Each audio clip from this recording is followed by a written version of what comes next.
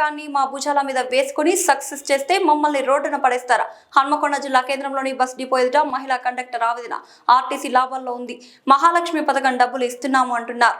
మరి అవన్నీ ఎక్కడికి పోతున్నాయంటూ ప్రభుత్వాన్ని నిలదీసిన మహిళా కండక్టర్. మాకు మాత్రమే తెలుసు, తీసుకొస్తున్నాం, ఎక్కించుకోబోతున్నాం, తీసుకొస్తున్నాం, పోతున్నాం. ఈపీకే కావాలని అడుగుతున్నారు. 50 మంది కెపాసిటీ బస్సులో 150 మంది 120 మంది ఎక్కుతున్నారు. ఎవరు ఎక్కినా కూడా మళ్ళీ డిపోకి వచ్చేసరికి ఈపీకే ఏదమ్మా, కేఎంపీ లేదమ్మా, పైసలు లేవమ్మా. నాకు బస్సు కెపాసిటీ 50, 120 మంది 130 మంది ఎక్కుతున్నారు. నేను ఈపీకే ఎట్లా పట్టుకు రావాలి?